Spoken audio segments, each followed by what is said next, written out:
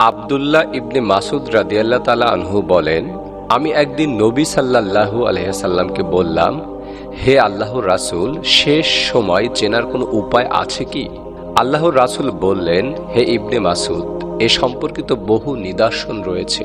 যেমন, বাচ্চারা ভীষণ বদমেজাজি হবে, বৃষ্টি হবে আমলিক, অম্লবৃষ্টি, সম্ভবত বর্তমানের অ্যাসিড রেইন, খারাপ লোকেরা সব জায়গায় ছড়িয়ে পড়বে, লোকেরা বিশ্বাসঘাতকদের বিশ্বাস করবে এবং বিশ্বস্ত ব্যক্তিদের বিশ্বাসঘাতক মনে করবে, সত্যবাদীদের মিথ্যাবাদী সাব্যস্ত করা হবে এবং মিথ্যাবাদীদের বলা হবে সত্যবাদী।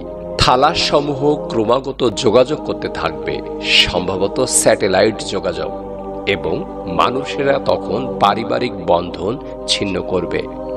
মুনাফিকরা শাসন করবে, সর্বাপেক্ষা মন্দ লোকেরা সমাজ নিয়ন্ত্রণ করবে।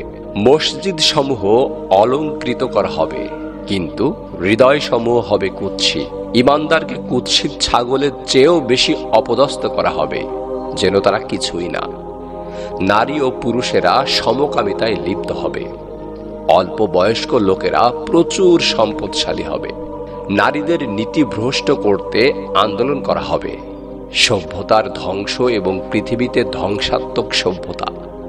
বাদ্যযন্ত্র ব্যাপকভাবে ছড়িয়ে পড়বে। বাদ্যযন্ত্রগুলো তাদের মাথায় জড়ানো থাকবে, সম্ভবত হেডফোন। আইন শৃঙ্খলা রক্ষা বাহিনী অনেক দেখতে পাবে। লোকেরা ঠাট্টা তামাশা ও বিদ্রূপ করবে। বহু শিশু বিবাহ বন্ধন ছাড়াই জন্ম নেবে। ফিতনাগুলো মাদুরের আকৃতিতে প্রদর্শিত করা হবে। এর দুটি সীমারেখা থাকবে, সম্ভবত টেলিভিশন। সেটা ফিতনাগুলো মাদুর আকৃতিতে দেখানো হবে। জাহান্নামে দুই ধরনের লোক আছে, যাদের আমি এখনো দেখিনি।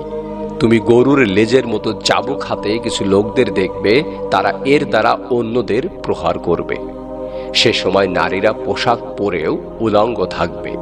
তারা কোমর দুলিয়ে হাঁটবে এবং অন্যদেরকে তাদের দিকে আকর্ষণ করবে। ওই মেয়েদের চুল হবে বখতের লোমশ উটের মতো। এই লোকগুলো জান্নাতে প্রবেশ করবে না। আমার উম্মার কিছু অংশ মদ পান করবে এবং মদকে অন্য নামে ডাকবে।